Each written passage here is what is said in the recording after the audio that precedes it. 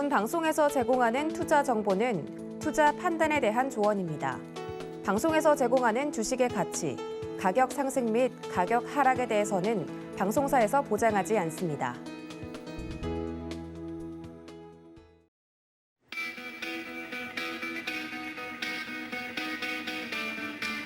안녕하십니까. 고수익작전 타임 진행의 도지은입니다.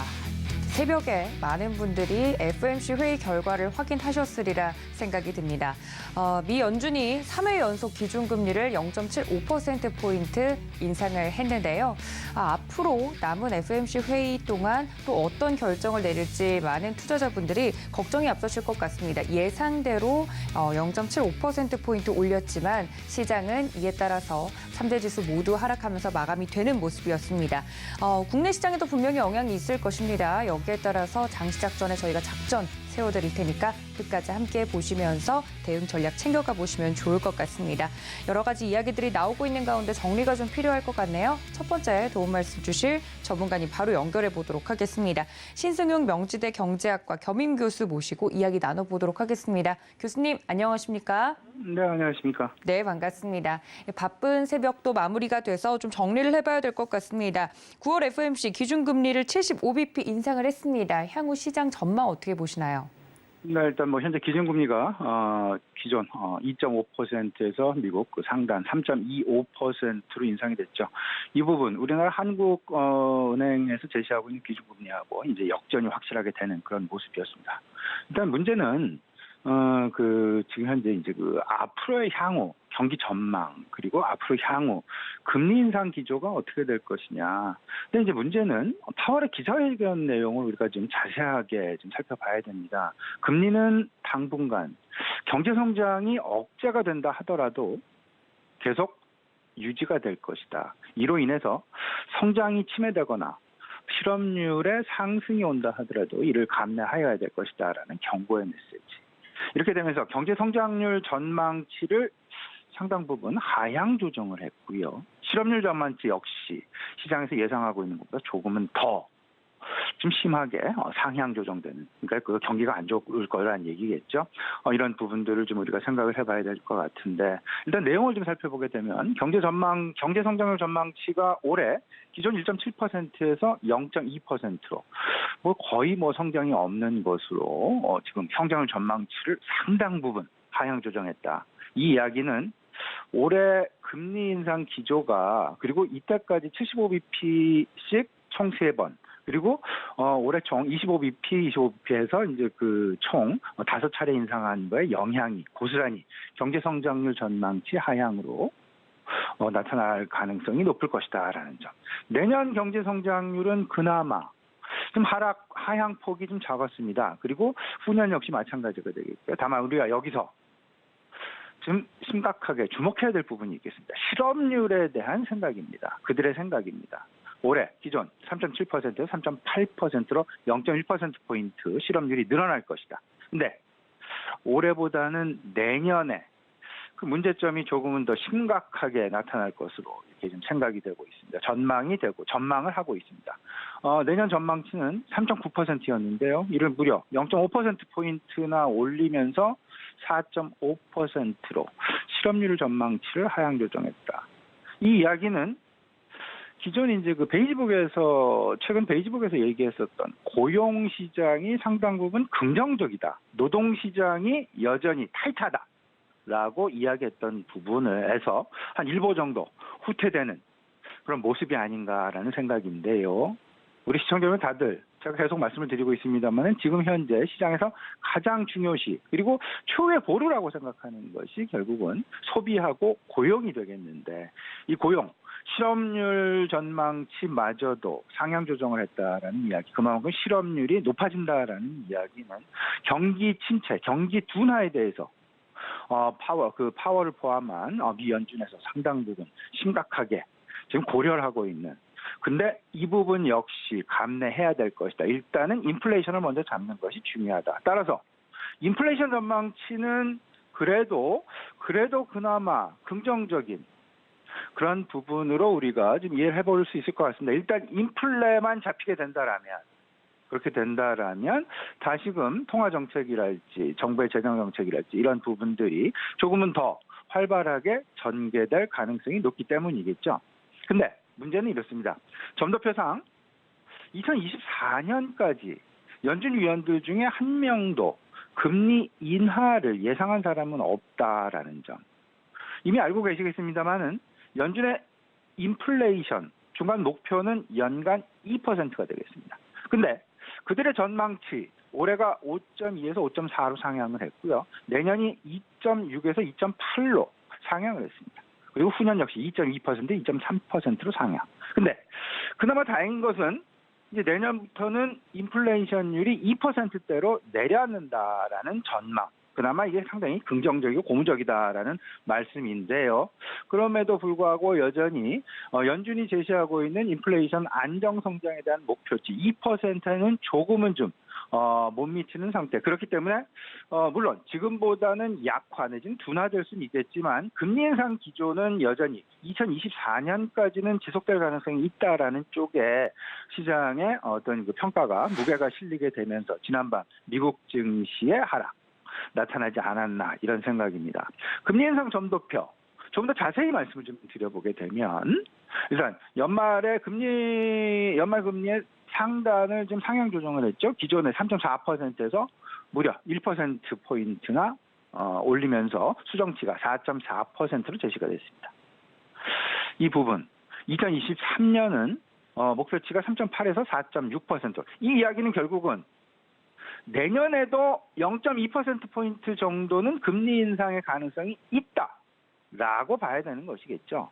이런 부분들 생각을 해보면 간단하게 우리가 조금 좀 예상을 해볼 수 있을 것 같습니다. 올해 두 번 FOMC가 남았죠. 11월과 12월. 그러면 블룸버그 전망치에 의하면 11월 달 75bp 한 번 더 할 수도 있겠다. 근데 뭐 시장에서는 아직까지는 그럼에도 불구하고 11월과 12월 각각 한 50bp 정도는 인상하지 않을까. 조금은 좀 내려앉을 가능성이 있다라고 보긴 하지만 금리 전망치 그 상단 이 4.4%로 상향 조정됐다라는 부분은 여전히 우리에게 두 차례 남은 FOMC에서 각각 얼마 정도의 금리 인상을 할지에 대한 부담감을 안겨줄 수밖에 없는 것이 아니냐. 이런 부분들을 정리를 해본다면 왜 지난밤 미국 증시가 안도랠리 시장 전망치에 부응하는 그리고 1%포인트의 금리 인상이 아닌 0.75%의 금리 인상에도 불구하고 안도랠리가 안 나왔는지 이 부분을 우리가 여실히 좀 느낄 수 있지 않나 이런 말씀 좀 드려보고요.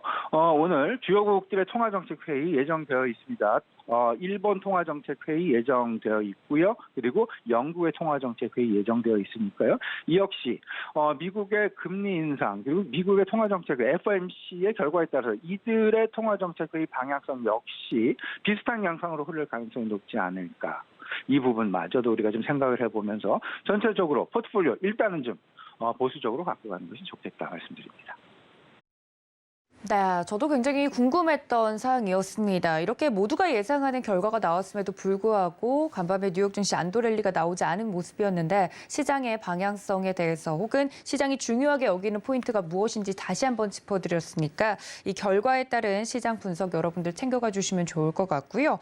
그렇다면 9월 FOMC가 지금 마무리된 상황 속에서 간략하게 추가 글로벌 이벤트도 짚어보면 좋을 것 같은데 간략하게 소개 가능할까요, 대표님? 네네. 그 9월 말 10월 초 우리 이제 FOMC 끝났습니다.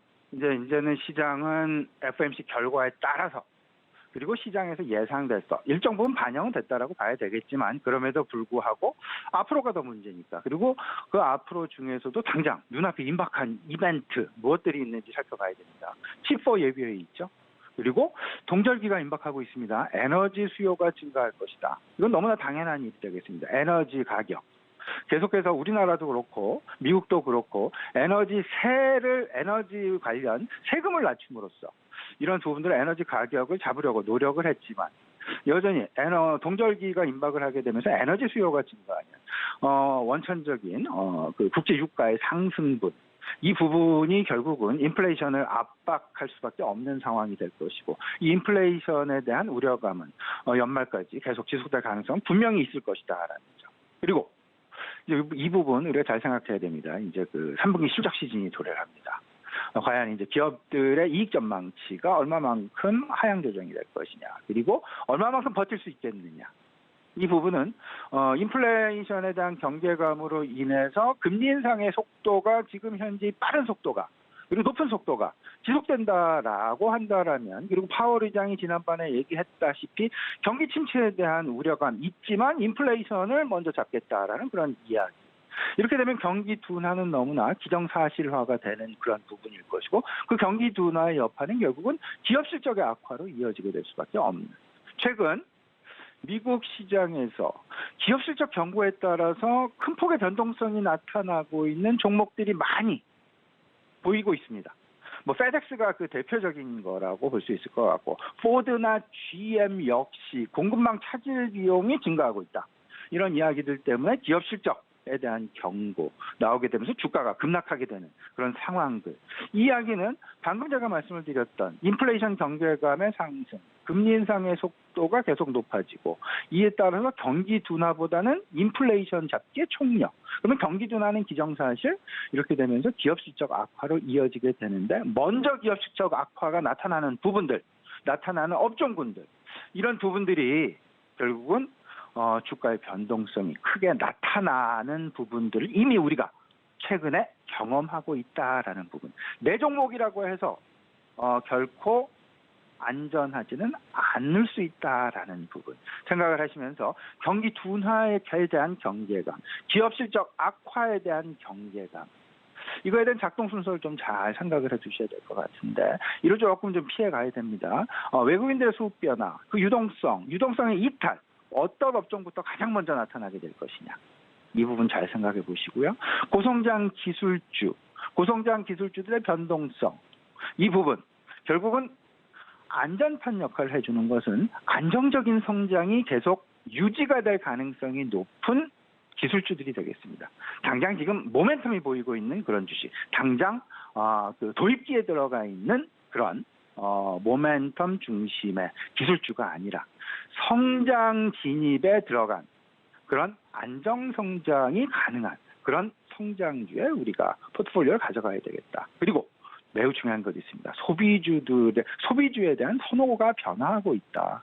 내구재 중심에서 필수재 중심으로 바뀌고 있다. 물가가 오르다 보니까.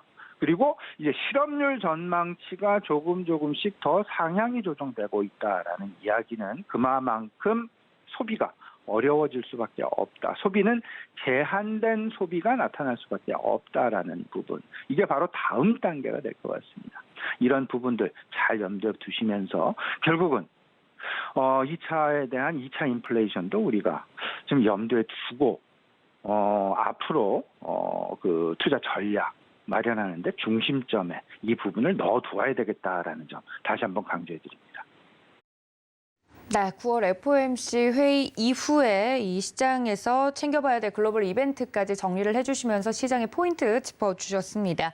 자, 다음으로는 직접 교수님이 포착을 하신 히든 이슈부터 좀 체크를 해보도록 할 텐데요. 이게 금리 인상이 0.75%포인트 하기로 했다. 이제 결과가 나온 상황 속에서 이제는 시장이 전반적으로 연착륙을 할 것인가, 경착륙을 할 것인가 여러 가지 전망들이 좀 나오고 있는데요.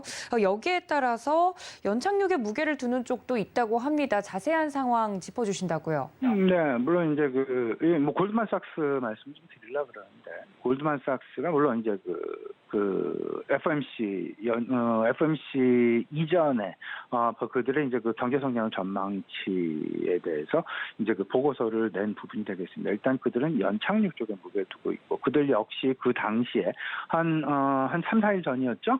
보고서를 낼 당시에도 75bp 인상을 예상했던 것은 사실이었습니다. 그들 역시 연착륙이냐 경착륙이냐, 그래도 연착륙 쪽에 조금은 더 무게가 실리는 그런 전망이 나왔다라는 부분, 우리가 이 부분 조금은 좀 긍정적으로 받아들일 필요는 있지 않나 말씀을 좀 드려봅니다. 최근에 미국 기업 실적 하향에 대해서 시장 상당 부분 예민하게 반응을 하죠. 그렇게 되면서 경착륙에 대한 빌미를 제공하고는 있지만, 그럼에도 불구하고 이제 3분기 실적 시즌 뚜껑을 좀 열어봐야 될 것 같습니다. 그 뚜껑 열 때까지는 연착륙이냐 경착륙이냐 확실하게 어느 누구도 가늠할 수는 없는 부분이 아닐까. 여전히 시장의 무게중심은 연착륙 쪽에 쏠려 있다라는 부분 말씀을 좀 드려보고요. 미국 경제 성장률 전망치 내년도 1.5% 1.1%로 좀 하향 조정을 했죠. 올해 같은 경우는 기존 전망을 그대로 유지했는데 이들 역시 실업률에 대한 전망치를 계속해서 올리고 있다라는 부분.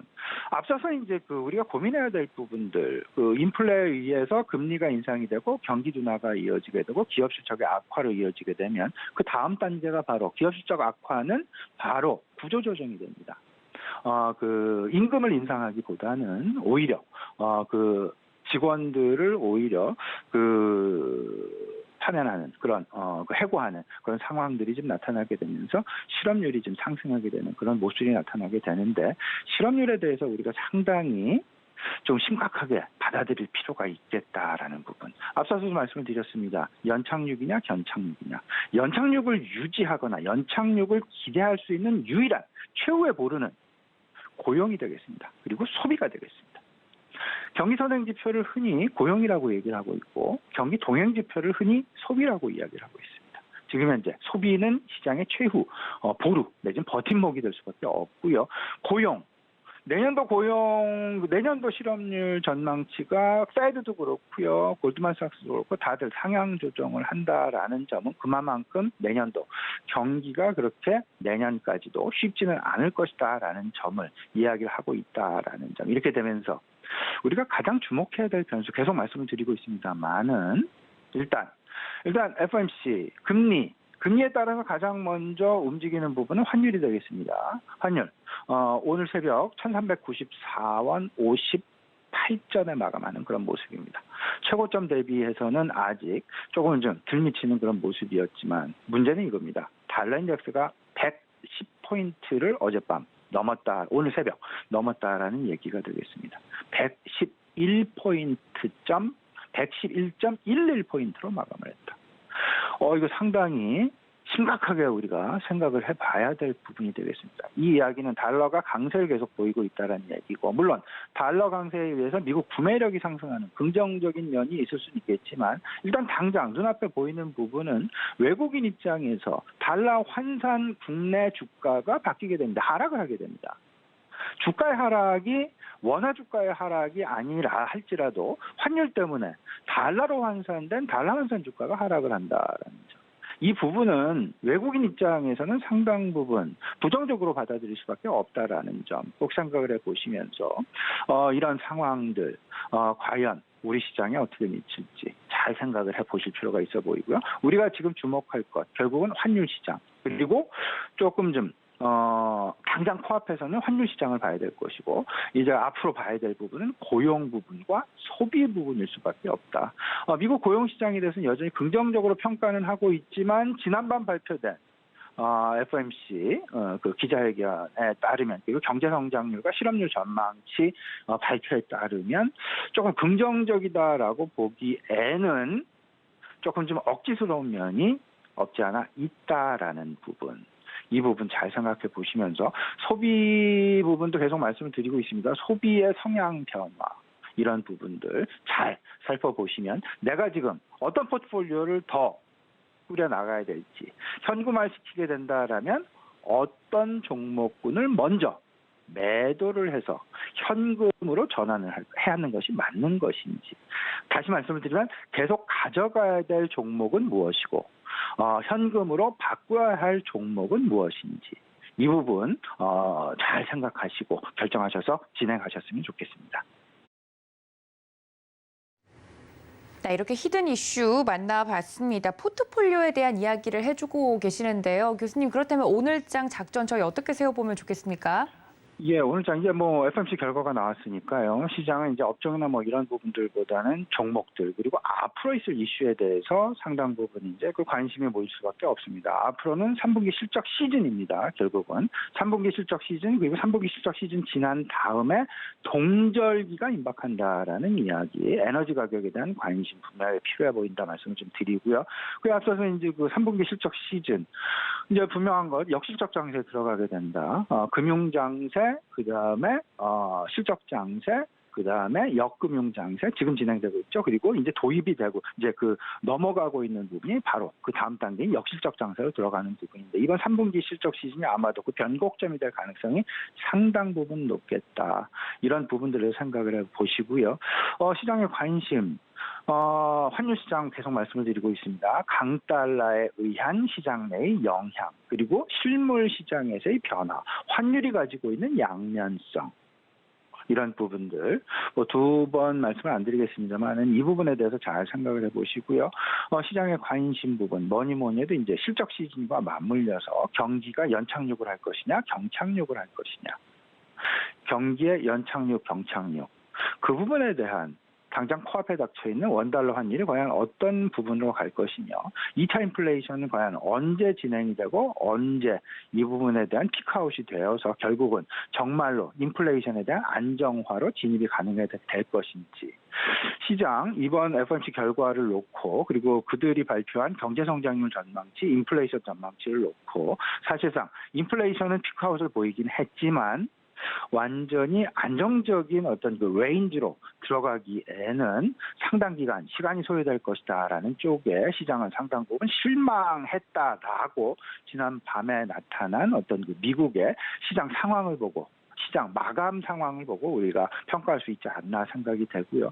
고물가 부담에 따라서 소비 행태 변하고 있다라는 부분 계속 말씀드리고 있습니다. 여기서 가장 중요한 것. 그럼에도 불구하고 나아지는 업종 분명히 있습니다. 팬데믹 피해주 업종이 되겠습니다. 뭐 호텔 신라가 될지 하나투어가 될지 파라다이스가 될지 강원랜드가 될지 이런 부분들 그들은 아직 정상화까지 도달도 못했습니다. 정상화 과정이 천천히 빠르진 않지만 천천히 계속 진행되고 있다라는 점.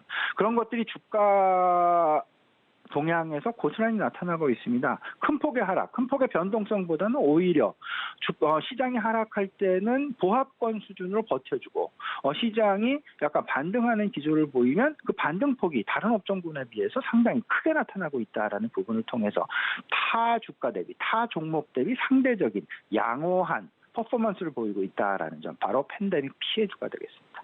여전히 경기 연착륙에 대한 기대감은 유효하다라는 부분 말씀을 드려보고요. 당분간 방어적인 포트폴리오 분명히 필요할 것이다. 여기에는 성장기, 도입기가 아닌 성장기의 진입을 이미 한 안정성장이 담보된 4차 산업주가 관심 가질 필요가 있어 보이고요. 다시 말씀을 드리자면 정상화가 진행 중에 있는 팬데믹 피해주, 그리고 시장 영향을 상대적으로 덜 받는 정책적인 수혜주가 되지 않을까 말씀드립니다.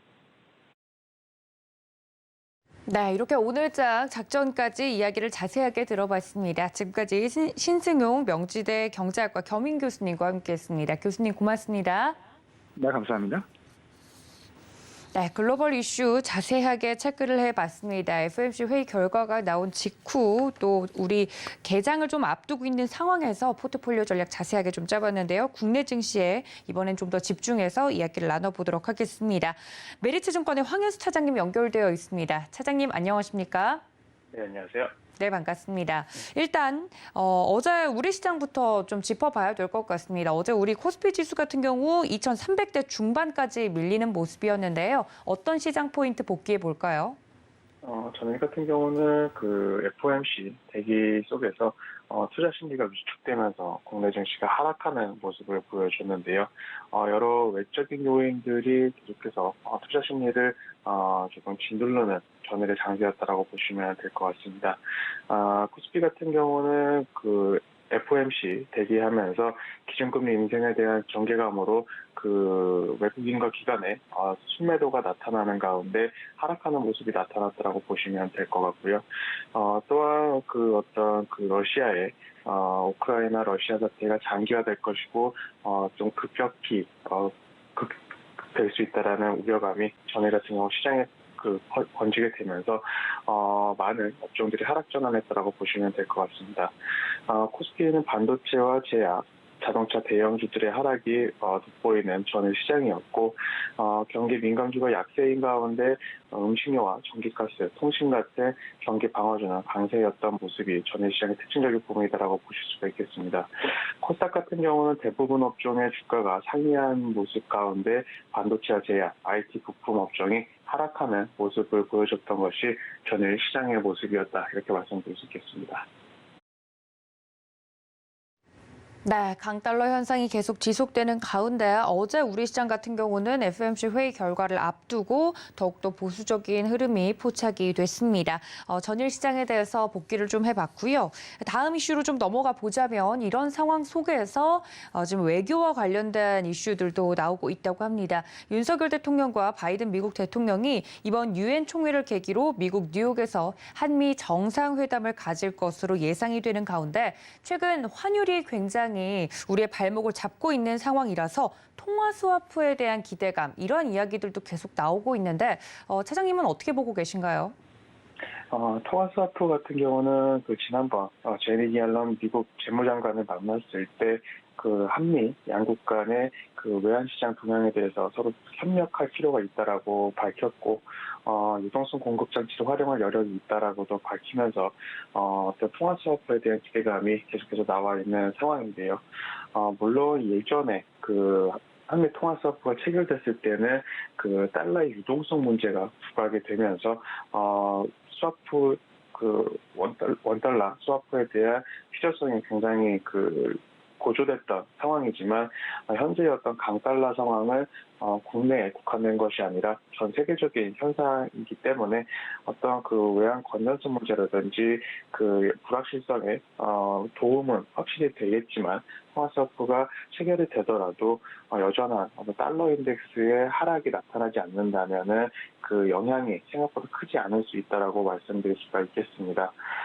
따라서 어떤 한미 통화 스와프가 체결이 된다고 하게 된다면 강달러 현상에 조금은 누그러질 수 있지만 말씀드린 대로 전반적인 달러 인덱스가 하락하지 않는 이상 효과는 그렇게 크지 않을 수 있다라고 말씀드릴 수가 있겠고요. 전일 같은 경우 국민연금과 한국은행이 오히려 통화 스와프 계약을 체결한다고 밝히게 되면서 어떤 최근에 강달러 현상을 어느 정도 조금 방어하려는 정부의 적극적인 움직임이 나타나고 있는 것은 사실이다 이렇게 보시면 될 것 같습니다. 네, 이외에도 인플레이션 감축법 등 실질적으로 이런 외교 행보를 통해서 국내 증시에 또 영향을 미칠 수 있을 만한 이슈들 이야기를 이번에 나눌 수 있을지 기대가 좀 되고 있는 상황인데요. 대표적으로 통화 스와프와 관련된 이슈 짚어봤습니다. 다음 이슈로 좀 넘어가 보도록 하겠습니다. 이번 윤석열 대통령이 또 적극적으로 밀고 있는 부분 중에 하나죠. 이 원전과 관련된 이슈 좀 체크를 해보도록 할 텐데 이번에 페르디난도 마르코스 필리핀 대통령이 미국 뉴스케일 파워와 회동을 했다라는 이야기가 나오면서 이 소형 원전에 대한 기대감이 다시 한번 커져가고 있다고 합니다. 국내에도 원전 관련된 기업들이 많이 또 있기 때문에 국내 기업으로 살펴보면 두산 에너빌리티나 삼성물산, GS 에너지 등 동반 진출이 가능한 기업들에 대한 기대감도 높아지고 있다고 하는데 기대해 볼만 할까요, 차장님? 그렇습니다. 우선 필리핀 같은 경우는 원전 사업이 중단된 후에 30년 넘게 원전 투자를 멈췄었던 상황인데요. 필리핀 같은 경우 전체 발전 설비 용량의 40%를 차지하고 있는 석탄 화력을 단계적으로 폐쇄하고 고질적인 전력난 해소를 위해서 원전에 집중하겠다라고도 밝혔습니다. 또한 원전 관련해서 대형 원전을 넘어서 소형 원전 SMR에도 관심을 보이고 있는 상황인데요. 필리핀 같은 경우 약 7천여 개의 섬으로 이루어진 그런 지리적 특성이 있기 때문에 대형 원전보다는 지역별 소형 원자로 건설이 전력 공급에 용이하다라는 판단이 있었고 최근에 필리핀 대사 같은 경우는 필리핀 대통령과 함께 모듈식 원전, SMR의 활용 가능성을 구체적으로 계획하고 있다라고 밝히기도 했습니다. 이런 필리핀의 어떤 적극적인 SMR 유치를 위한 활동에서 국내에 SMR 수출이 성사가 되게 된다면은 기존의 원전 관련 업체들, 특히 두산 에너지빌리티라든지 삼성물산, GS 에너지에게도 충분한 기회가 될 것으로 전망이 되고 있는 상황인데요. 부산 에너빌리티 같은 경우는 우선 핵심 기자재 공급권을 확보를 했고 아이다호 사업에 공급할 SMR 분제품 제작에 돌입했다라는 점, 그리고 삼성물산과 GS 에너지도 SMR 시장 개척에 협력하고 있다는 점을 고려했을 때 어떤 필리핀형으로 추가적인 그 수출 기대감도 여전히 유효한 상황이다라고 보시면 될 것 같습니다. 네, 이렇게 원전과 관련돼서도 세일즈 외교를 펼치고 있다는 이슈 짚어봤습니다. 그렇다면 차장님, 저희 오늘장 작전이 좀 필요할 것 같습니다. 간밤에 뉴욕 증시는 예상했던 FOMC 회의 결과가 나왔는데도 큰 폭으로 좀 하락했는데요. 국내 증시 작전 어떻게 세워볼까요? 우선 그 금리 인상 이후에 미국 시장은 상승하는 모습을 보였지만 기자회견 막판부터 미국 시장은 하락세를 보이면서 3대 지수 모두 하락하는 모습을 보여줬습니다. 대형주가 하락을 주도했다라는 점을 보시면 될 것 같은데요. 이것은 그 미국 시장에서의 그 하락을 주도했던 것은 펀드들이 주식 비중을 전체적으로 줄였다는 시그널로 파악이 되고 있기 때문에 국내 시장 역시 이런 영향을 받을 것으로 전망이 되고 있습니다. 하지만 그 파월의 인플레이션 관련된 언급에서 그 11월까지 빅스텝을 0.75% 인상할 수 있을 것이다라는 점도표 데이터를 밝혔기 때문에 10월 13일에 발표될 미국의 CPI 데이터가 굉장히 중요해졌다라고 보시면 될 것 같고요. 국내 증시는 이미 그 최근에 전저점 부분까지 하락한 상황에서 어떤 밸류에이션 매력도가 올라와 있는 가격 구간대이기 때문에 어떤 그 큰 폭의 반등을 향후 노리기에는 아직까지는 조금 부족한 부분이 있지만 현재 부분에서는 그 밸류에이션 매력도가 높아질 수 있는 지수대다라는 것을 감안하시면서 물론 적극적으로 포트의 비중, 주식 비중을 늘리시는 것은 아직은 조금 시기상조다라고 말씀드릴 수가 있겠지만 하지만 지금 구간대에서 매도를 빠르게 진행하시는 것도 약간은 불필요할 수 있다 이렇게 보시면 될 것 같고요. 따라서 조금 더 차분한 자세로 시장을 관망하시는 것이 좀 유효하겠다 이렇게 말씀드리겠습니다. 네, 지금은 매수도 매도도 적극적이기보다는 시장의 흐름을 지켜보는 것이 좋겠다 이야기까지 나눠봤습니다. 메리츠증권의 황현수 차장님과 이야기 나눴습니다. 차장님 고맙습니다. 감사합니다. 네, 다음으로 자세한 기업과 관련된 내용으로 넘어가 보도록 하겠습니다. 기업 공시 분석 시간 가져보도록 할 텐데요. 기업공시연구소의 변영인 대표님 연결되어 있습니다. 대표님 안녕하십니까? 네, 안녕하십니까? 네, 오늘은 어떤 종목을 준비해 주셨을지 기대가 되는데요. 오늘의 종목 어떤 종목입니까? 네, 오늘 준비한 종목은 한미약품입니다. 9월 13일이었죠. 한미약품 한국 기업 최초의 이 항암 신약에 대해서 미국 FDA 정식 시판 허가를 취득한 바 있었는데, 자, 이에 따라서 어떤 기대감도 좀 수반이 됐고 최근에 주가도 좀 급등한 이력이 좀 있었습니다. 그런데 바로 최근 또 다른 이 항암 신약이죠. FDA에서 현재 임상 시험이 진행 중에 있고 11월에 시판 허가 여부가 좀 결정될 수 있는 신약 포지오티닙에 관련된 어떤 이슈가 좀 부각되면서 임상 시험에 대한 어떤 시판 허가가 취소될 수 있다, 승인되지 못할 가능성이 크다라는 언론발 보도가 좀 있었습니다. 이에 따라서 향후 전망과 대응에 대해서 예측해 보도록 하겠습니다. 네, 한미약품 말씀해 주신 것처럼 최근 이슈가 있는 종목이었습니다. 자세하게 일단 한미약품이 어떤 기업인지부터, 기업 개요부터 설명을 드리도록 하겠습니다. 오늘의 주인공 한미약품입니다. 많은 개인 투자자분들이 잘 알고 계시는 제약바이오 기업 중에 한 기업일 텐데요. 한미약품 2010년 7월 1일을 기준으로 한미사이언스로부터 인적 분할이 설립이 돼서 2010년 7월 유가증권 시장에 상장을 했습니다. 주 사업은 의약품 제조 및 판매를 영위하고 있고 종속회사가 하나의 사업 부문으로 구분이 되고 있습니다. 사업 부문은 의약품 부문, 원료 의약품 부문, 그리고 해외 의약품 부문으로 구분이 되고 주요 제품으로는 고혈압 치료제 아모디핀, 그리고 복합 고혈압 치료제 아모잘탄 등을 보유하고 있습니다. 최근 연간 실적은 2021년 연결 기준 매출액은 1조 2,060억 원으로 전년 동기 대비 12.1% 증가했고 영업이익 순이익은 1,273억 원으로 160% 이상 증가했으며 당기순이익은 810억 원으로 368.9% 증가했습니다. 네, 앞서서 변 대표님께서 자세하게 좀 짚어주셨던 것처럼 어제 한미약품 주가가 하루 만에 15% 넘게 급락을 했습니다. 특히 이 제약 관련된 기업들 같은 경우는 이러한 이슈가 늘 함께 있기 때문에 리스크 관리 차원에서 개인 투자자분들은 알고 계실 것 같긴 한데 자세한 공시 내용부터 짚어주시죠. 예, 먼저 리스크 관점에서 해석하기 전에 먼저 최근 공시부터 좀 보도록 하겠습니다. 9월 13일이었죠. 회사 투자 판단 관련 주요 경영사항 공시가 있었습니다. 제목은 스펙트럼사 호중구 감소 치료 신약 롤베돈의 FDA 품목 허가 승인입니다. 회사의 파트너사 스펙트럼사는 FDA로부터 호중구 감소증 치료제 신약 롤베돈의 품목 허가 승인을 통보받았습니다. 이에 따라 품목명은요 롤베돈입니다. 회사의 기존 파이프라인명이 롤론티스인데 미국의 시판허가 이후에 출시명이 롤베돈이라는 뜻입니다. 대상 질환명은요 고형암 그리고 암성 림프종에 대한 세포 독성 화학요법을 투여받은 환자의 중증 호중구 감소증의 기간 감소. 용어가 굉장히 좀 어려운데 이렇게 이해를 하시면 되겠습니다. 항암 치료를 받고 있는 이 암 환자들이 이 항암 치료에 따른 이 부작용, 백혈구 내에 있는 이 호중구가 비정상적으로 좀 감소하는 증세를 호중구가 감소됐다 이렇게 좀 표현을 하거든요.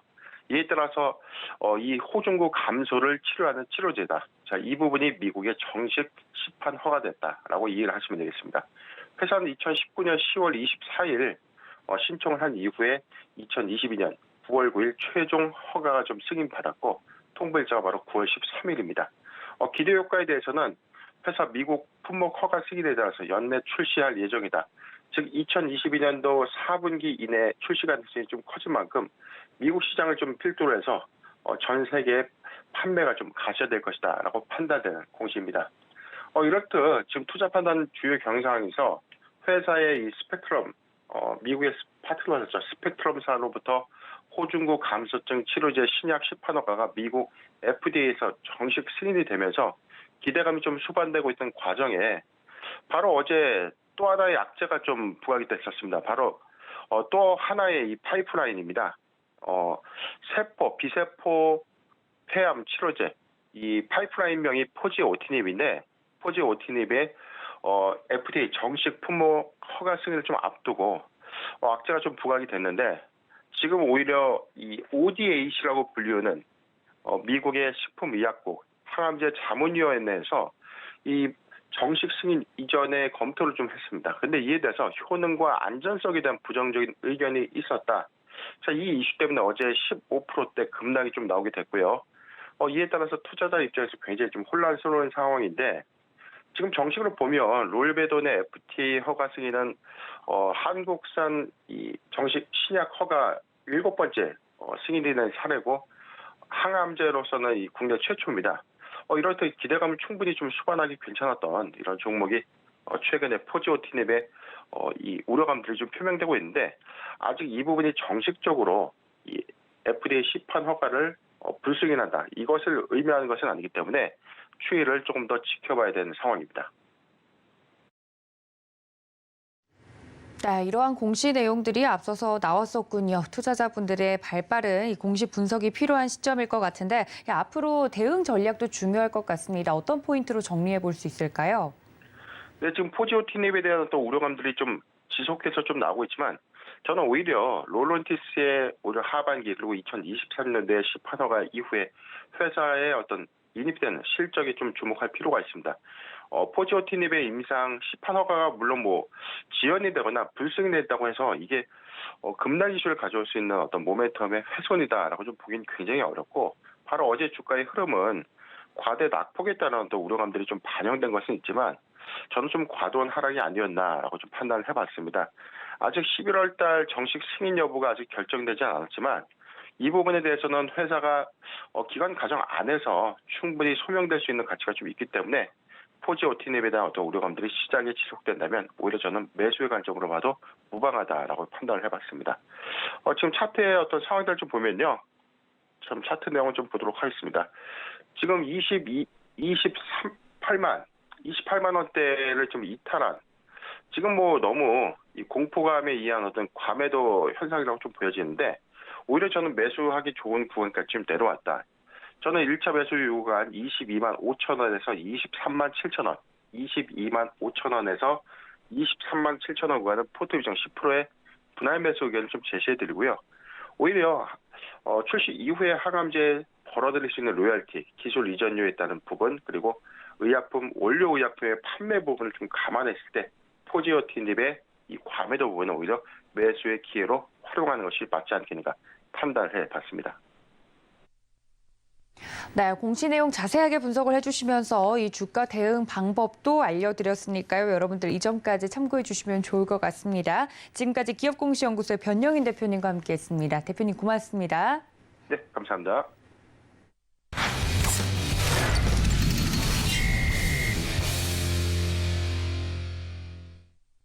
네, 자세한 종목에 대한 이야기 이어서 가보도록 하겠습니다. 글로원 파트너스 이성웅 이사님과 연결합니다. 이사님 안녕하십니까? 네, 안녕하세요. 네, 반갑습니다. 모두가 예상을 했던 미국의 75bp 금리 인상 결정이 됐습니다. 이후 시장 방향성에 대해서 여러 가지 이야기들을 좀 나눠오고 있는데 저희가 주목해야 될 부분 정리해 주신다고요? 네, 금리 인상 발표 이후에 시장의 방향성이 결정될 가능성이 높았고 일단은 하락에 반응을 하는 모습이었습니다. 업종별 흐름을 보더라도 미국 시장 안에서 좀 대부분의 업종이 조정이 나왔어요. 리오프닝과 관련된 종목들 같은 경우도 조정이 나오는 모습이었고 여기에서 미국 시장의 강한 그리고 약한 업종에 대한 체크가 필요한 구간이 또 한 번 더 강조가 되고 있습니다. 미국 시장에서 약한 시장 안에서도 신고가가 나오는 업종 같은 경우는 존재를 하고 있습니다. 대표적으로 음식료 업종 중에서 제네럴 밀스 같은 경우는 5년 내 신고가를 나타내는 모습이었고요. 미국 태양광 모듈, 태양 전지 사업을 영위하는 퍼스트 솔라 같은 경우도 5년 내 신고가를 나타내는 모습이었습니다. 그리고 변압기 사업을 영위하는 기업 같은 경우도 역시 신고가를 나타내는 모습이었는데요. 여기에 연결해서 투자 아이디어를 접목해 본다면 우리나라 시장에서는 태양광과 관련된 업종 최근에 주가 조정이 일부 나타났습니다. 하지만 이 업종 안에서도 주가는 차별화되는 점을 볼 수가 있는데요. 모듈 업체 같은 경우는 시장 대비해서 주가가 강한 모습 저희가 볼 수 있습니다. 대표적으로 현대에너지 솔루션, 하나솔루션이라는 기업이 있겠고요. 반면에 폴리실리콘 기업인 OCI 같은 경우는 주가가 시장 대비해서 약세가 나타나고 있습니다. 아무래도 가격 결정권을 우리나라 기업이 아닌 중국 기업이 가지고 있는 상황이고 시장 점유율을 대부분 즉 과점 형태로 중국 기업이 이 부분에 대해서 형성을 하고 있다 보니까 가격 결정 측면에서도 주도권을 쥐지 못한 상황, 이러한 영향을 통해서 태양광 업종 내에서도 주가의 차별화가 나타나는 점을 볼 수가 있습니다. 그러면 여기에서 생각할 점은 현재 상황에서 대형 IT주들 다시금 전저점을 테스트할 가능성이 높고 그다음에 나머지 업종들 오늘 리오프닝과 관련된 종목들 같은 경우도 시장이 하락이 나오면서 함께 조정이 나올 가능성이 높습니다. 그러면 매도해야 하는 업종, 매수에 대해서 좀 관심을 가질 업종 이렇게 구분을 해서 접근이 필요하겠는데요. 성장주로 대표되는 종목들 네이버, 카카오 같은 경우는 저가가 깨지는 흐름이 추가로 될 가능성이 높습니다. 그렇다 보니 좀 빠른 매수는 아니라는 점을 강조를 드리겠고요. 리오프닝과 관련된 종목 같은 경우 대표적으로 저가 항공 중에 진에어, 카지노 중에 파라다이스, 그다음에 여행과 관련해서 하나투어 이러한 종목군들 같은 경우는 어제 미국 시장 조정이 있었고 이 조정 안에서 리오프닝 업종이 약했기 때문에 동반해서 오늘 조정 가능성이 높지만 이 부분의 조정 같은 경우는 매수의 기회로 대응할 필요가 있다는 점 말씀을 드리겠습니다. 전반적인 시장의 변동성이 커질 요소가 존재를 해요. 좀 보수적인 접근 필요하다고 보이고 그러한 시장 안에서도 시세가 나는 종목 업종이 있기 때문에 시장은 아직 크게 꺾인다는 표현은 아니겠습니다. 이 점을 기억을 하면서 종목 같은 경우도 연결해서 좀 말씀드리겠습니다. 네, 어제 시장 상황에 대해서 자세하게 좀 짚어주셨는데 그렇다면 저희가 특징적인 종목으로 오늘은 어떤 종목을 볼까요? 네, 내용에서 녹여서 말씀을 드린 기업입니다. 하나솔루션이라는 기업인데요. 하나솔루션 같은 경우는 태양광 모듈과 관련된 사업을 영위하고 2분기 실적 같은 경우는 2분기 실적 예상치 대비 좋은 실적을 발표하면서 그때부터 주가의 시세가 강하게 나타났었습니다. 그러면 이 기업 같은 경우 현재 주가 수준에서 주목해야 할 점은 태양광 모듈 가격이 꺾였는지 아니면 가격 상승을 유지하고 있는지 여부겠고, 그다음에 수급 같은 경우에 흐름이 어떻게 나타나는지 여부까지 살펴볼 필요가 있는데 수급은 약간 혼조세에 위치를 하고 있는 상황입니다. 그렇다 보니 일중에도 주가 변동성이 커질 수 있는 점을 염두에 둬야 되겠고요. 다만 태양광 모듈 가격 같은 경우는 상승 추세를 유지하고 있음에 따라서 가격적인 조정이 나온다고 하면은 매수 대응이 유리한 종목이라고 할 수 있겠습니다. 9월 15일 주가 고점이 55,900원이었습니다. 전일 종가는 49,350원이었습니다. 약 10%대 정도의 고점 대비해서 조정이 나온 상황이고요. 이러한 상황에서 오늘 같은 경우 장 초반 차익이 나온다고 했을 때 이 차익이 나오는 구조가 FOMC 금리 같은 경우를 테스트하기 위해서 좀 미리 매수가 들어간 물량 같은 경우는 미국 시장이 하락했기 때문에 반발로 매도가 나올 수 있습니다. 그러면 전일 종가보다는 한 차례 주가가 밀렸다가 올라올 수 있는 점을 감안해서 48,700원대에 접근 가능하다고 말씀드리겠습니다. 네, 시장 분석과 더불어서 녹여서 말씀해 주신 오늘의 특징주 하나솔루션 이야기를 해주셨습니다. 자세하게 가격 접근 전략까지 말씀을 드렸으니까 이 점까지 참고해 주시고요. 다음 이슈로 넘어가 보도록 하겠습니다. 어제 이어서 업종과 또 종목 차별화가 심한 시장이 이어지고 있습니다만 여기에 따른 대응법도 정리해 주신다고요? 네, 확연히 커진 종목 변동성입니다. 한 2거래일 전 같은 경우는 종목별로도 차익 실현이 뚜렷하게 나타나는 모습이었고요. 그러면 여기에서 종목에 대한 접근은 위로 시세가 나는 종목은 강하게 위로 따라가서 사는 거는 아닌 상황이고, 이 절대 주가 기준으로 해서 하락한 종목들에 대한 관심이 필요합니다. 이 하락한 종목 같은 경우가 뭐냐면 기업 실적이 분기에도 좀 변화가 있었다거나 이 분기 안에서 변화가 있는 기업인데 실적 쇼크라든지 이 부분을 통해서 가격의 조정이 나온 그러한 기업에 대해서 업데이트를 할 필요가 있겠고요. 여기에서 절대 주가라고 하면은 이 부분이 차트상에서 주가가 한 차례 밀렸다가 가격 같은 경우 변동을 줄이고 횡보세, 즉 상승 하락에 대한 폭을 줄이면서 지금 좀 바닥을 다져나가는 그러한 기업 같은 경우에 업데이트가 필요하다는 점 말씀을 드렸습니다. 결론은 시장의 변동성은 커질 수 있어요. 이 안에서 절대 주가, 즉 상승을 해 있는 종목들보다는 현재 구간에서 좀 하락을 해 있는 종목군들 중에서 기업이 분기 실적이 달라질 수 있는 점을 전제를 하거나 아니면 새로운 수급이 유입되거나 그러한 종목들을 추리고 갈 필요가 있습니다. 네, 종목별 그리고 업종별 차별화 장세가 이어지고 있는데 오늘 두 번째 특징주는 어떤 종목으로 볼까요?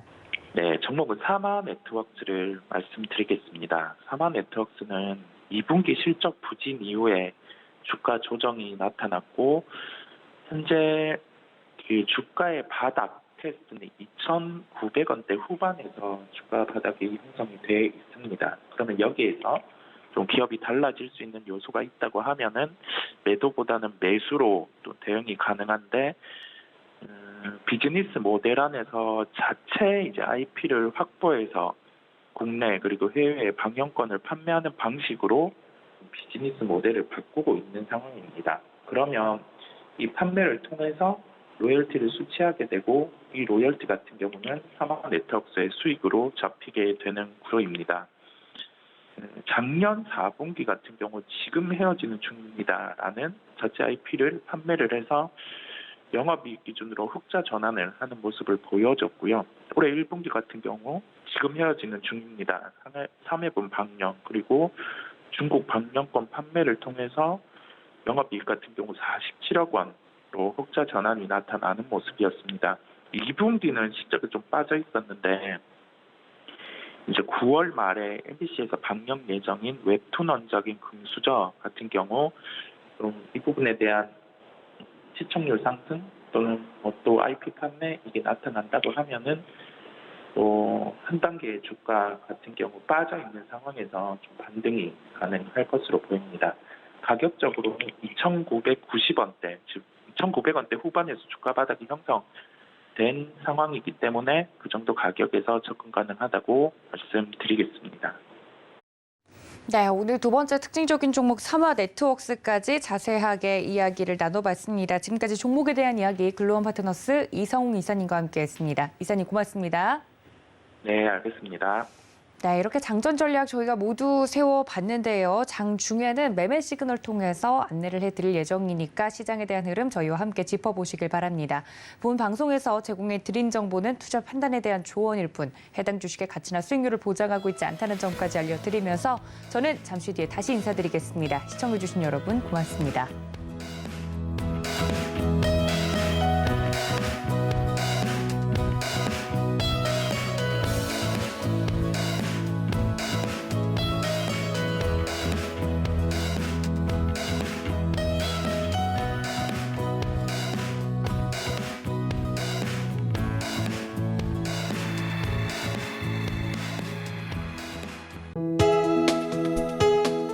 본 방송에서 제공하는 투자 정보는 투자 판단에 대한 조언입니다.